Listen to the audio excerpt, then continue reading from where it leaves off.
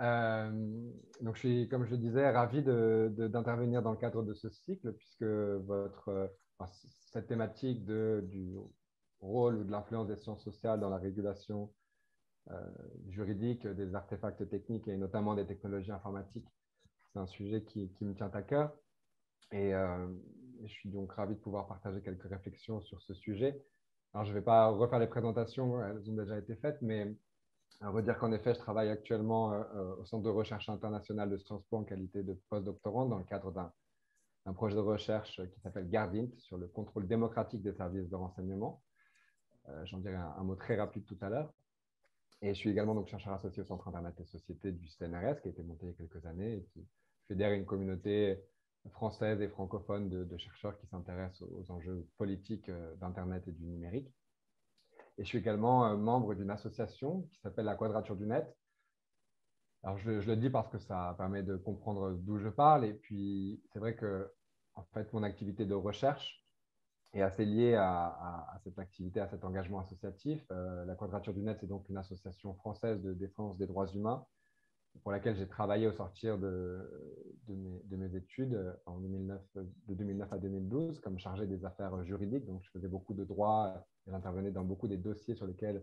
l'association intervenait pour faire du plaidoyer autour des questions de surveillance, de censure d'Internet, de neutralité du net, donc beaucoup de sujets très divers.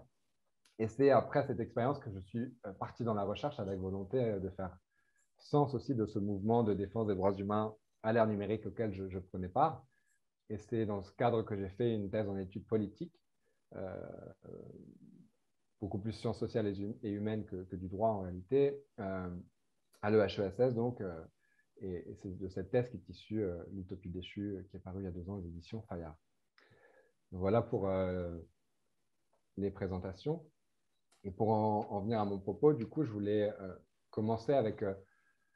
un discours, un moment que j'estime assez paradigmatique, en tout cas du point de vue français, du cycle dans lequel nous nous trouvons dans l'histoire politique récente de l'informatique. Ce moment, c'est donc ce discours d'Emmanuel Macron, président de la République, le 15 juin 2017, au salon Vivatech, un salon international dédié à l'innovation, dans lequel le président français, donc Emmanuel Macron, livrait une ode à la Startup Nation, restée célèbre. Et dans ce discours, Emmanuel Macron explique que, à travers la dynamique de ce qu'il appelle l'hyper-innovation, ce n'est rien moins que l'organisation de notre société, de notre action publique et de l'organisation du capitalisme européen et mondial qui est en cause, qu'il s'agit de transformer. Alors,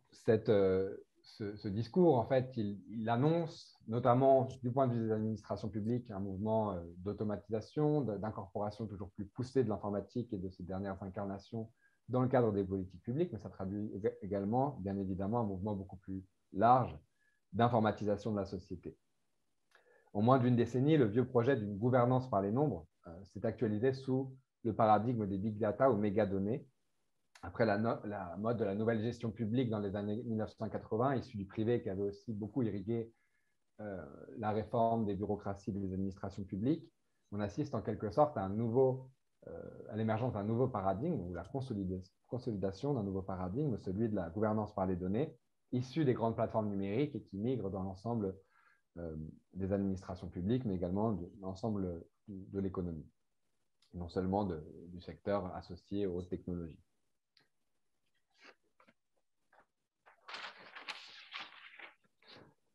Alors, c'est vrai que le contexte actuel est propice à ce nouveau cycle d'informatisation. Outre la conversion d'une partie des élites politiques et administratives, économiques au concept de gouvernance par les données, l'offre technologique de la part des prestataires privés s'est aussi structurée, notamment grâce au développement rapide des techniques d'intelligence artificielle. Du côté du public, des citoyens, ce projet rencontre une plus grande acculturation également aux technologies numériques, avec un taux d'équipement important et de nombreux programmes pour former la population à ces outils. Et donc, ces différents facteurs poussent aujourd'hui à une multiplication de ce qu'on appelle les assemblages algorithmiques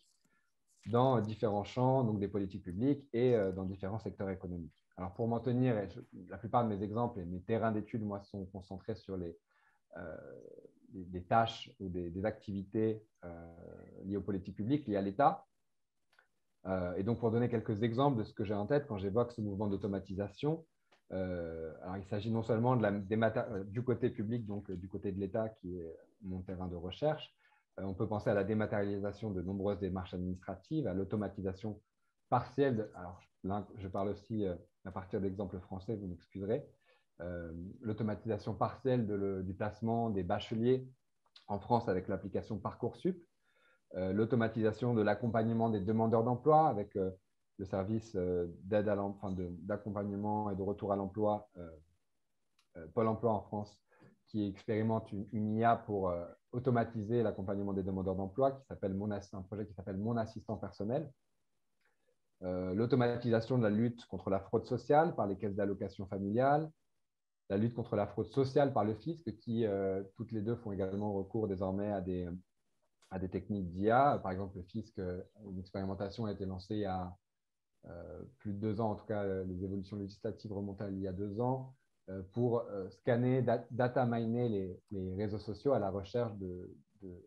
d'éléments qui prouveraient des contrariétés entre le train de vie des administrés et leur déclaration fiscale.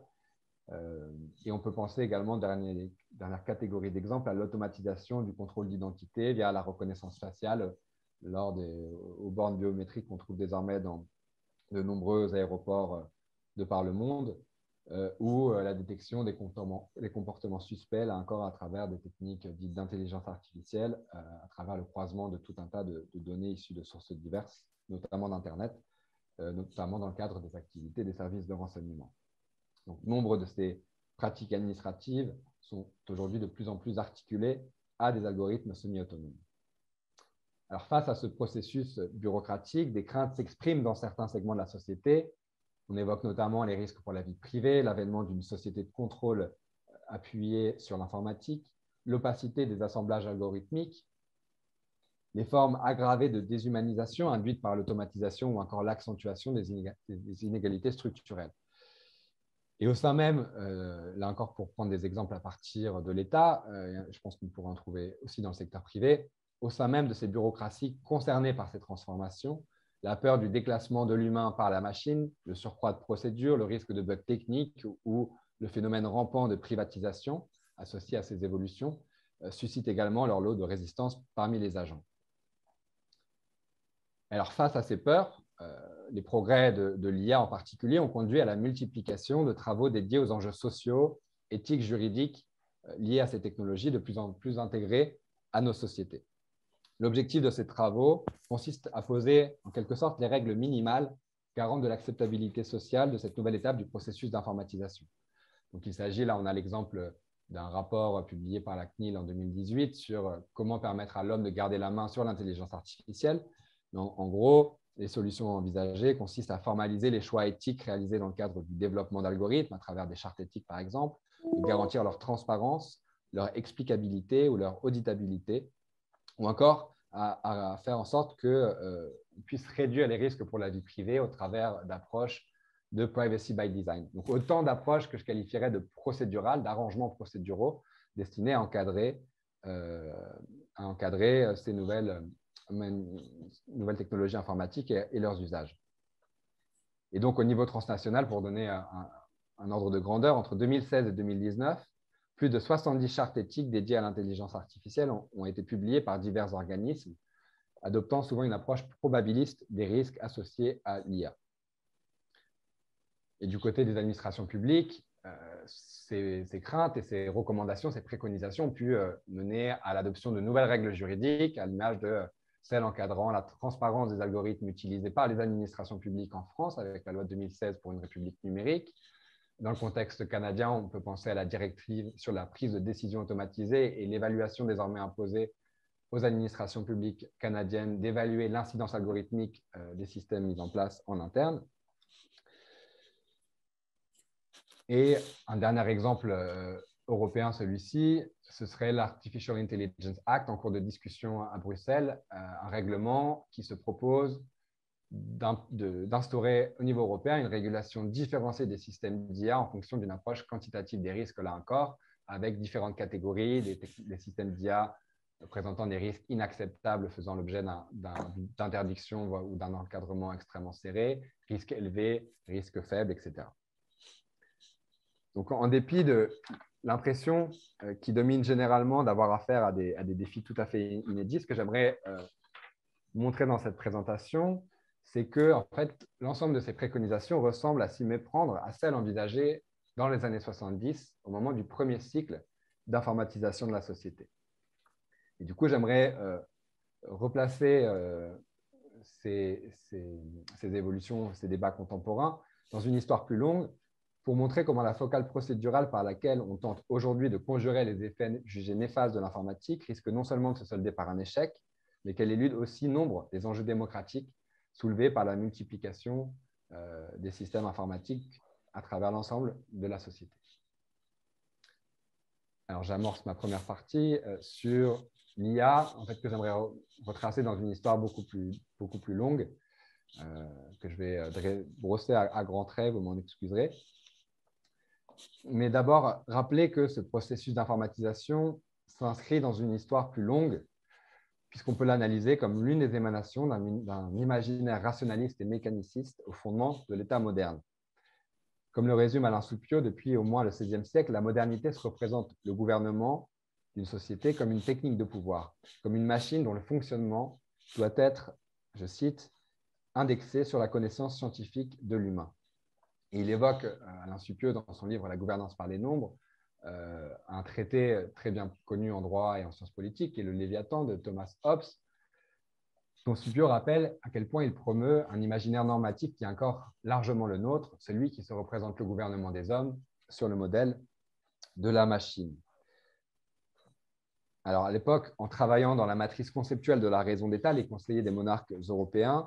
vont pleinement inscrire cet imaginaire mécaniciste plutôt,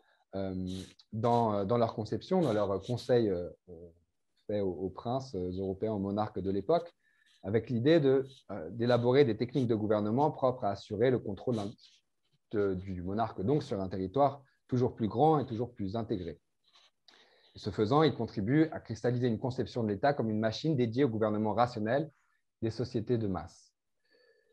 Et cette conception est entrée en contradiction avec un autre imaginaire social au cœur de la modernité, celui de la liberté et de la démocratie. C'est ce que souligne le philosophe Cornelius Castoriadis dans Une voie sans issue, dans l'un des textes parus dans ce recueil sorti en 1990. Pardon, Une voie sans issue, c'est le nom du chapitre. Castoriadis nous dit donc qu'il y a au cœur de l'époque moderne, depuis la fin des âges obscurs, deux significations imaginaires sociales intrinsèquement antinomiques, quoique liées. L'autonomie d'une part, qui a animé aussi bien les mouvements émancipateurs et démocratiques qui parcourent l'histoire de l'Occident que la renaissance de l'interrogation et de l'enquête rationnelle, et d'autre part, l'expansion illimitée de la maîtrise rationnelle, plus loin dans le texte, il dit maîtrise pseudo-rationnelle,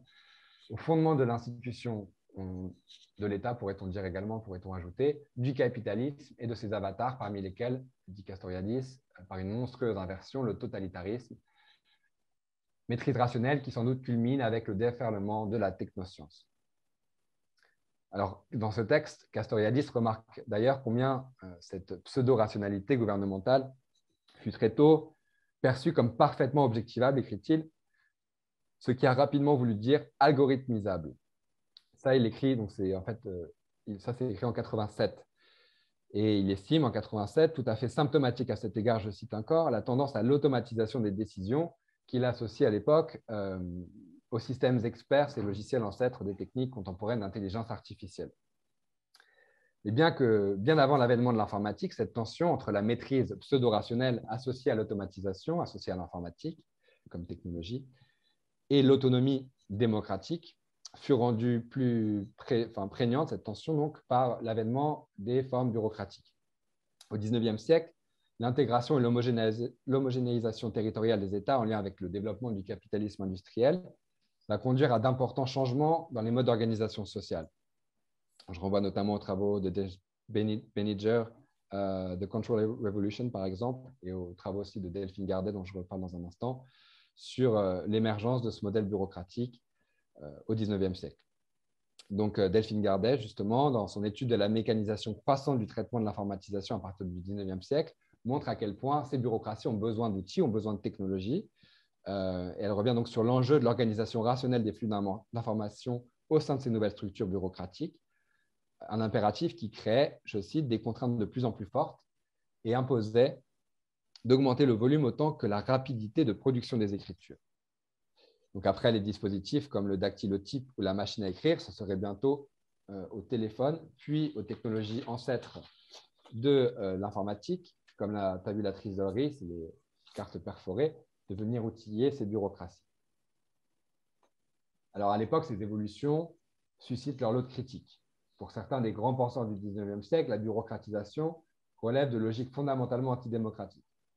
Alors, il y a John Stuart Mill, par exemple, le philosophe britannique, dans le chapitre 5 de La Liberté, qui explique que là où tout en passe par la bureaucratie, rien de ce à quoi la bureaucratie s'oppose vraiment ne peut être accompli en aucun cas. Marx aussi, on trouve, même si c'est assez cursif, plusieurs critiques de la dérive bureaucratique. On pourrait penser ensuite au XXe siècle à Max Weber, qui fait de la bureaucratie une véritable cage de fer, avec cette image très forte de cage de fer. Il souligne dans un texte donc, de 1918 sur le Parlement allemand les formes de domination rationnelle légale et les règles impersonnelles associées au modèle bureaucratique et l'effet d'éviction de ce modèle bureaucratique sur d'autres formes organisationnelles. La critique bureaucratique, là encore, pour donner une autre illustration, on trouve est nourrie par tous les philosophes de l'école de Francfort, notamment Max Horkheimer, qui définit en 1968 la théorie critique tout entière comme une alternative, je cite, à la résignation devant un monde qui évolue dans la terreur vers le despotisme bureaucratique. Quant à Hannah Arendt, dont vous avez une photo à l'écran, elle assimile la bureaucratie à une forme de conspiration involontaire, le pouvoir d'un système complexe de bureaux où ni un seul, ni les meilleurs, ni le petit nombre, ni la majorité, personne ne peut être tenu pour responsable. Alors, ces critiques bureaucratiques, elles sont extrêmement importantes dans l'histoire de l'informatique. Parce que, à partir des années 60, cette critique anti-bureaucratique va exercer une grande influence sur les luttes nourries par divers mouvements contestataires. Au sein de la contre-culture, du coup, notamment aux États-Unis, en Amérique du Nord, en Europe et ailleurs, la technocratie, cet amalgame de science et de rationalité bureaucratique, et je reprends ici une définition d'Andrew Finberg, le philosophe, essuie de violentes critiques. Et il y a plein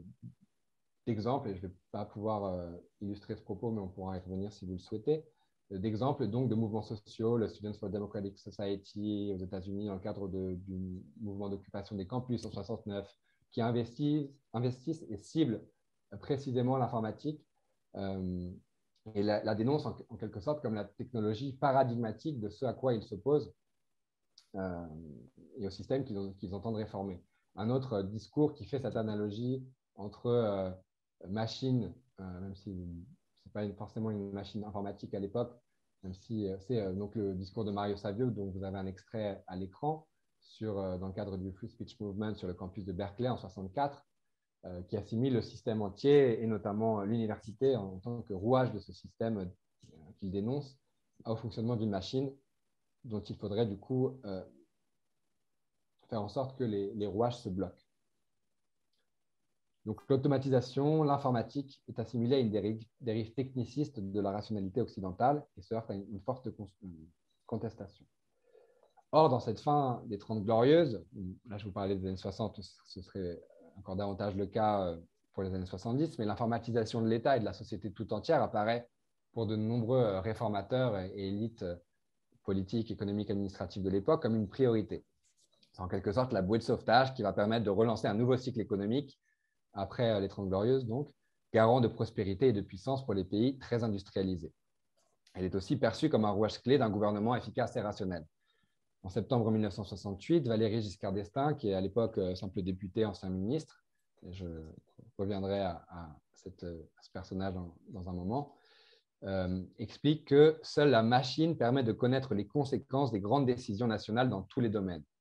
Avec cette idée que grâce à l'ordinateur, on va pouvoir traiter en temps réel un nombre plus complexe d'informations, faire tourner des modèles pour prédire, aiguiller, faire des recommandations, de l'aide à la décision.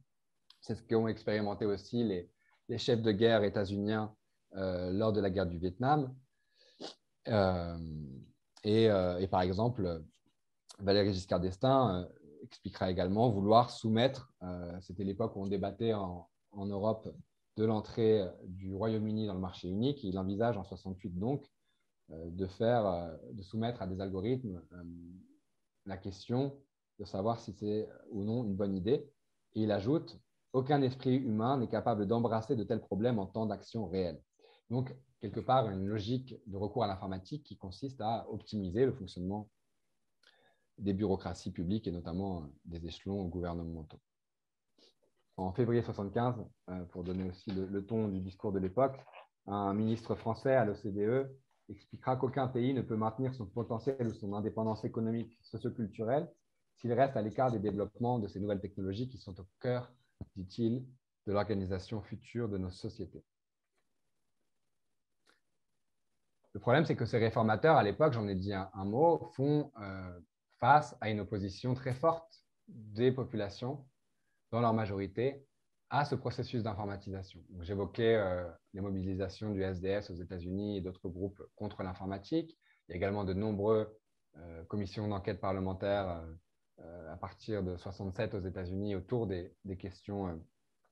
informatiques. On s'inquiète pour la vie privée. C'est le cas aussi en France, par exemple, où en 1974 est révélé un projet d'informatisation de plusieurs fichiers régaliens. C'est révélé dans Le Monde donc, le 21 mars 1974, ce qui conduit à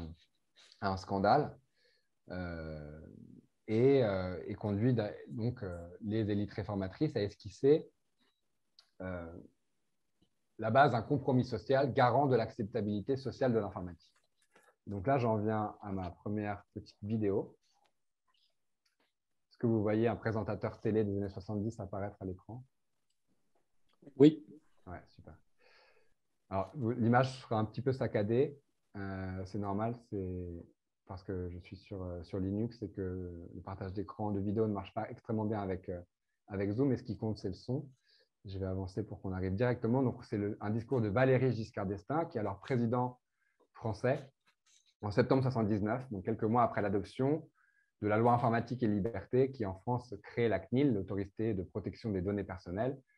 et la loi informatique et liberté, donc, qui fixe des règles en matière de protection des données personnelles. Donc, voilà, on sent bien dans ce discours cette idée de maîtrise, cette idée que l'informatique est une technologie, un instrument, et que l'on peut donc lui opposer des règles pour organiser la manière dont elle va être utilisée, pour conjurer ces effets pervers dont les élites se disent, en tout cas, très conscientes à l'époque. Ce discours l'illustre. Dans ce discours, Valéry Giscard d'Estaing, on peut avoir également l'image comme quelque chose à éviter à tout prix, l'image d'un consommateur hébété assis derrière son ordinateur depuis lequel il pourrait solliciter tous les biens économiques, tous les services, tous les savoirs, sans avoir jamais à quitter son domicile. C'est un extrait qui résonne particulièrement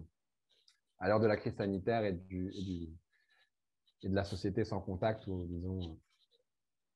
un contact réduit à portions congrues. Donc voilà, c'est ça que ces règles adoptées à l'époque sont censées empêcher. L'autre grand pilier sur lequel je ne vais pas m'attarder longtemps, mais que je voulais évoquer quand même au-delà de la protection de la vie privée, c'est celui de la transparence administrative, parce que l'ordinateur, notamment au sein des grandes bureaucraties publiques, contribue à renforcer l'opacité de ces bureaucraties. Et donc, souvent, les lois adoptées en matière de droit d'accès à l'information administrative au cours des années 70 sont souvent présentées comme une manière de conjurer cette opacité. En France, du coup, en 1978, la même année que la loi informatique et liberté, la loi CADA je porte le nom de cette commission d'accès aux documents administratifs qui institue un droit à l'information administrative. Et donc, adopté en 1978, et quelques années plus tard, un conseiller d'État du nom de Guy Brébant, qui joue un rôle vraiment important dans ces débats à l'époque, expliquera que cette loi, qui est aussi concomitante avec une loi sur l'accès aux archives, par exemple, est le fruit d'une rencontre d'une idée, la transparence, et d'une technique, l'informatique. Voilà, et on peut se dire que voilà, éthique, informatique, protection des données personnelles, transparence administrative, c'était le socle quelque part d'un compromis censé garantir l'acceptabilité sociale de l'informatique au tournant des années 70. Et on peut se dire, même s'il y a plein d'autres facteurs qu'il faudra envisager, qu'il a fonctionné dans la mesure où, c'est le cas par exemple en France, on assiste dès les années 80 à une bien plus grande adhésion du public vis-à-vis de l'informatique. Désormais, elle n'est plus l'apanage des grandes bureaucraties, c'est l'avènement du micro-ordinateur. Dans une interview en juin 84, qui révèle que 55% des Français, c'est un magazine féminin auquel François Mitterrand, alors président de la République, donne un entretien. Donc, le magazine révèle à l'époque que 55% des Françaises sont désormais favorables au fait de rendre l'informatique obligatoire à l'école. Et donc, le président François Mitterrand explique que l'informatique n'est pas seulement une technologie parmi d'autres, c'est une technologie associée à toutes les formes de développement. En septembre 85, quelques chiffres, on comptait 970 000 ordinateurs domestiques en France contre 100 000 quelques années plus tôt, à la fin des années 70, avec 860 000 foyers équipés, environ 1,7 million d'utilisateurs. Donc voilà, c'est de l'informatique qui décolle et qui suit sa trajectoire d'adoption extrêmement rapide à partir de cette décennie. Et une machine qu'on vient de plus en plus à penser non pas comme une machine de violence bureaucratique et de surveillance, mais une machine d'émancipation, d'accès à l'informatisation, etc. Alors, je voudrais m'arrêter un instant du coup sur le bilan de ces réformes dans cette deuxième partie et commencer avec une autre vidéo on parlait tout à l'heure de l'histoire qui bégaye ou qui se répète, et je pense que c'est en effet assez frappant à la vue de cet autre extrait vidéo que je vais vous passer dans un instant. Bonjour, je m'appelle Mounir Majoubi et je suis secrétaire d'État chargé du numérique. Il n'est plus secrétaire d'État chargé du numérique, c'est une vidéo qui date de 2019, je crois, mais Mounir Majoubi n'est plus ministre. Néanmoins, c'est à 1 minute 28 qui est l'extrait qui m'intéresse. De tous, si elle n'est pas maîtrisée par tous, si elle n'est pas co-construite, elle va nulle part. L'intelligence collective, c'est ce regard de confiance qu'on a avec l'autre pour construire l'intelligence. C'est forcément beau. Il y a libéré, il y a maîtrisé, il y a maîtrisé, il y a libre, mais pas seul. Il y a libéré, mais pas vers où elle veut. La maîtrise, c'est la question la plus essentielle de la transformation technologique du monde. Et c'est l'humain qui maîtrise. Et donc, on ne doit pas subir. On doit maîtriser. Et c'est ça qu'on doit construire dans les prochains mois et les prochaines années. Vous aurez noté quelques différences entre ces deux discours. Mais il y a un fond commun, ce fond de l'idée d'une maîtrise de la technologie qui va permettre de la faire fonctionner au service des humains, etc. Et c'est un discours qui s'inscrit dans la tendance des préconisations éthiques, de design ou juridiques liées à l'intelligence artificielle que j'évoquais en introduction. Le problème, à mon sens, c'est que les réformes en fait, engagées, si on regarde un petit peu ces 40 dernières années d'informatisation et qu'on essaye de dresser un rapide bilan des réformes adoptées dans les années 70 pour garantir l'acceptabilité sociale de l'informatique, notamment en matière de vie privée et de transparence, le bilan me semble assez négatif. Je pense qu'on pourra tous convenir du fait que les problématiques soulevées dès l'époque, même si on l'a largement oublié, en matière de surveillance par exemple, se sont largement matérialisées du fait de l'évolution de l'économie politique du numérique et que les règles juridiques telles que le droit des données personnelles, même mises à jour sous la forme du RGPD en Europe, n'ont pas vraiment permis, alors même que le RGPD, qui est rentré en vigueur, le règlement général européen sur la protection des données personnelles, adopté en 2016 et rentré en vigueur en 2018 en Europe, ce texte a été célébré comme une grande victoire pour les défenseurs de la vie privée et il l'était à de nombreux égards. C'était le contexte post-Snowden, du nom de ce lanceur d'alerte dont les révélations avaient engagé un très important débat sur les questions de surveillance et de vie privée à partir de 2013. Et pourtant, le RGPD fait aussi la preuve de ses limites. Par exemple, Il a eu apparemment comme effet paradoxal de renforcer la position dominante de grands acteurs comme Google sur le marché de la publicité ciblée. Quant aux autorités de contrôle comme la CNIL, et en dépit de quelques condamnations symboliques, elles font preuve pour la plupart d'une mansuétude complice ou d'une impuissance vis-à-vis des pratiques toxiques des entreprises fer de lance du capitalisme de surveillance. Et on s'est rendu compte, par exemple en France aussi, c'est une conséquence à laquelle on ne s'attendait pas forcément, mais que le passage d'une logique de contrôle a posteriori, pardon, oui, on est passé d'une logique de contrôle pardon, on a encouragé une logique de contrôle a posteriori pour baisser l'intensité et les contraintes administratives procédurales qui pesaient sur les personnes faisant des traitements de données personnelles. Et ce contrôle a posteriori a conduit à ce que des collectivités locales, par exemple en France, puissent déployer des systèmes de police prédictive ou de vidéosurveillance automatisée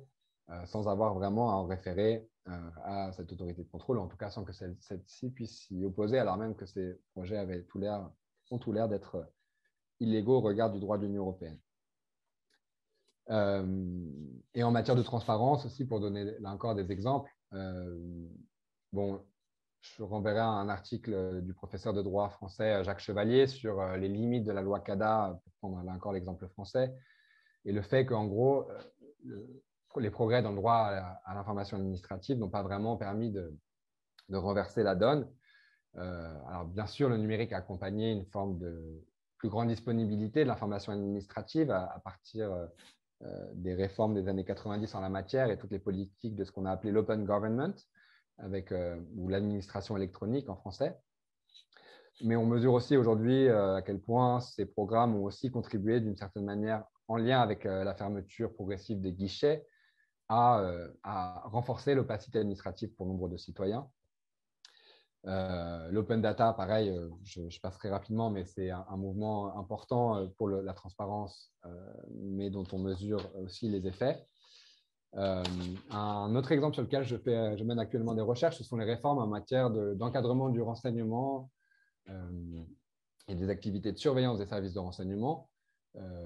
Aux États-Unis, il y a notamment un moment important à cet égard, c'est en 1975, la commission Church, mise en place au Sénat, et qui fait suite là encore à des années, mais vraiment des années, une dizaine d'années de surveillance, de controverses sur la surveillance informatique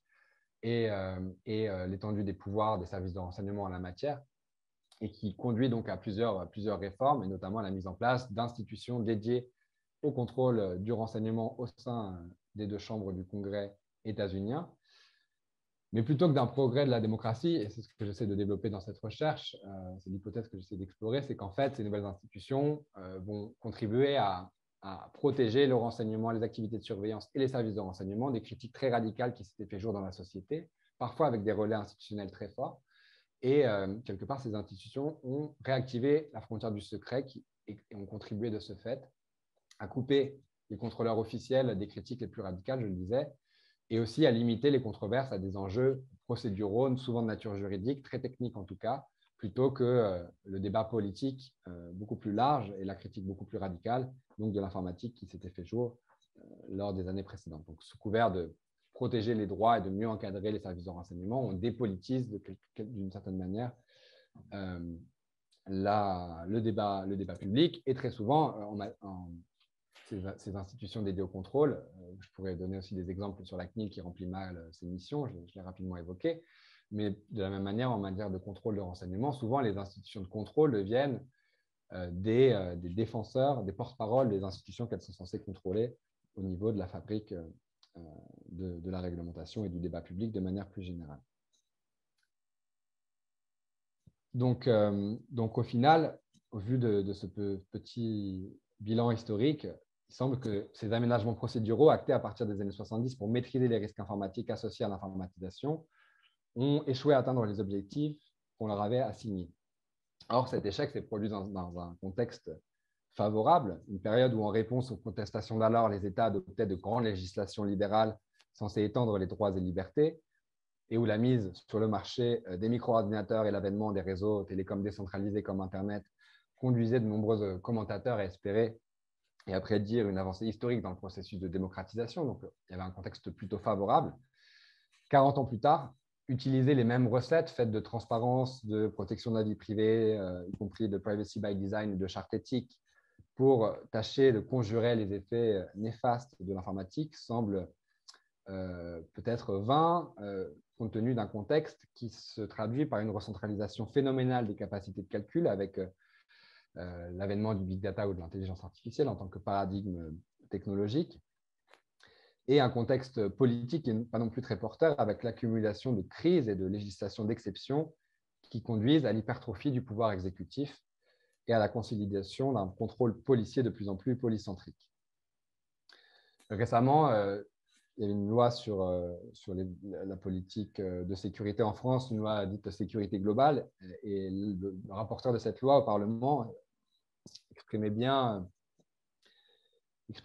l'approche qui domine dans les débats contemporains en utilisant un terme issu du débat au Québec, je crois. La question qui se posait à lui, c'était celle de la régulation des drones policiers, des drones de surveillance. Et un journaliste qui l'interroge, il justifiait sa démarche de dire qu'il faut autoriser les drones policiers et les encadrer plutôt que de les interdire, en disant j'essaye de trouver des accommodements raisonnables, c'est-à-dire oui, mais. Donc poser des règles, autoriser un usage technologique à travers un ensemble de règles. Et donc, c'est un peu de cette manière qu'à chaque débat parlementaire ou même jurisprudentiel sur l'informatisation de la société, on choisit de prendre le risque de déployer une technologie en dépit de ses dangers, en se disant que grâce à ce qu'il appelait ces accommodements raisonnables, on saura éviter le pire. Le problème, c'est que, comme je l'ai montré, l'histoire n'est pas très encourageante et ce n'est pas la seule discipline des sciences sociales à inviter un certain pessimisme sur l'adéquation de ces accommodements raisonnables pour la défense des valeurs démocratiques face au risque que fait peser l'informatique. C'est le cas aussi, par exemple, des travaux en sociologie des sciences et des techniques qui ont montré la faible portée pratique de ces approches procédurales, les règles posées étant souvent inapplicables, contournées ou privées de leurs effets. Dans le cadre du recours de l'utilisation de ces dispositifs technologiques, notamment cet article de Mike Anani et de Kate Crawford,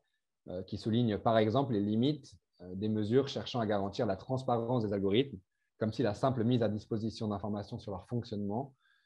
souvent très complexe, suffisait à assurer leur contestabilité et donc à garantir la confiance du public à leur égard et leur légitimité. Au plan juridique, on sait aussi que les garde-fous adoptés par le législateur ou les juges s'avèrent en pratique très fragiles. Alors là, je me réfère de manière plus générale, avant de donner des exemples peut-être plus concrets, plus en lien avec notre sujet, à la mouvance, à la sociologie du droit et au courant Law and Society de manière générale, qui montre, qui se défait, qui bat en brèche une approche un peu trop positiviste du droit pour montrer un peu les effets de pouvoir qui se jouent aussi dans l'énonciation et l'interprétation des règles. Mais si on considère les technologies de surveillance en tant que telles, il est clair que les logiques bureaucratiques d'optimisation tendent à créer un besoin qui se traduit tôt ou tard par des réformes visant à légaliser des usages qui paraissaient auparavant inenvisageables, soit inenvisageables techniquement, soit inacceptables socialement. Et même lorsque le législateur prévoit des garanties jugées fondamentales à un moment donné, alors un exemple, ce serait la proscription adoptée dans les années 70 de décisions administratives fondées exclusivement sur un algorithme. Ces proscriptions peuvent se voir remises en cause plus tard sans vrai débat de société. C'était le cas, par exemple, en France, en 2018, où le Conseil constitutionnel a accepté des décisions prises exclusivement sur le fondement d'algorithmes à partir du moment où on peut décrire précisément et maîtriser ces algorithmes, excluant de ce fait simplement les techniques de machine learning qui sont capables de réviser elles-mêmes leurs paramètres. Et même lorsqu'elles ont cours, donc ces proscriptions peuvent être dépourvues de leur efficacité pratique, même si les agents sont légalement censés garder la main et que ce sont eux qui doivent in fine prendre une décision. C'est souvent quelque chose de rappelé dans ces débats. Les biais cognitifs risquent de les conduire à suivre les recommandations des algorithmes, qui sont généralement parés d'une aura d'objectivité et supposés supérieurs au jugement humain, en tout cas dans certains contextes. Et bon, je pourrais revenir aussi illustrer ces limites juridiques avec les limites de la transparence des algorithmes publics en France. Mais et où aussi les enseignements du mouvement des Critical Legal Studies sur la manière dont les juges peuvent facilement user de règles procédurales pour éviter de se prononcer sur le fond d'une affaire. Ou un exemple aussi qui serait assez intéressant à analyser, c'est une affaire à laquelle j'ai pris part, c'est la jurisprudence de la Cour de justice de l'Union européenne sur l'interdiction de la conservation généralisée des données de connexion imposée en Europe depuis une directive de 2006, et en France, c'était appliqué dès 2001. Et donc, il y a un bras de fer depuis 2014 entre cette juridiction de l'Union européenne et les États membres sur le fait de savoir si cette obligation qu'ont les fournisseurs d'accès à Internet et les hébergeurs de conserver de manière généralisée les métadonnées de toute la population pour ensuite pouvoir les utiliser dans le cadre d'enquêtes judiciaires ou administratives. Est-ce que cette obligation est conforme aux droits fondamentaux? La Cour de justice de l'Union européenne dit non. Elle a esquissé un non-mais dans le cadre d'une jurisprudence de 2018, mais vraiment circonscrite à des cas d'espèce très particuliers. Et le Conseil d'État français amené à se prononcer sur la conformité du droit français vis-à-vis de cette jurisprudence, et après avoir renvoyé à nouveau une question préjudicielle à la Cour, a jugé en avril dernier, en fait, a réussi à faire appliquer, à trouver des failles en fait, dans cette décision et dans le raisonnement de la Cour européenne des droits de l'homme pour aboutir à une solution qui arrange les pouvoirs publics français, c'est-à-dire qu'on va continuer à conserver de manière généralisée les données de connexion. Et bref, je ne rentre pas dans les détails, mais des petits trucs dans l'interprétation et dans la construction du raisonnement juridique qui permettent d'exploiter des failles et de faire en fait, valoir la raison d'État face aux droits et aux valeurs démocratiques. Donc, je passe très vite, j'ai déjà été long. Je voulais en venir du coup à une forme de conclusion. Parce qu'au-delà des questions en matière de droits fondamentaux, il y a aussi d'autres aspects souvent éludés par cette focale procédurale, mais je voulais en venir à cet avertissement que lançait Cornelius Castoriadis, toujours lui, le philosophe grec, qui disait que l'éthique dont il est beaucoup question dans ces débats sur l'intelligence artificielle aujourd'hui, l'éthique était un cache-misère, disait-il. La raison d'État est infiniment plus forte que la raison pratique et que les 10 commandements, disait-il. C'est vrai qu'à s'en remettre systématiquement à l'éthique ou même au droit pour protéger les valeurs démocratiques face à des machines qui occupent une place toujours plus centrale dans l'infrastructure de nos sociétés, nous oublions cet autre avertissement que nous adressait le philosophe. La démocratie n'est pas qu'une affaire de procédure, elle est aussi une question de valeurs substantives. Si, comme je l'ai suggéré dans cette présentation, l'informatisation aggrave les tendances à l'exploitation bureaucratique, par exemple, et si la multiplication de procédures pour en contenir les effets délétères a fait la preuve de sa trop grande inefficacité dans les 40 ans d'informatisation que nous avons connus, alors il est peut-être temps d'en tirer les conséquences, sans forcément renoncer à réconcilier informatique et liberté, mais au moins nous en tenir à un certain principe de précaution en joignant nos voix à celles et ceux qui, en différents endroits du monde social, disent leur refus d'une fuite en avant technologique et leur refus d'une informatique de contrôle toujours plus prégnante à travers l'ensemble du monde social. Voilà, sur ce, je vous remercie pour votre attention et je me réjouis de pouvoir discuter avec vous.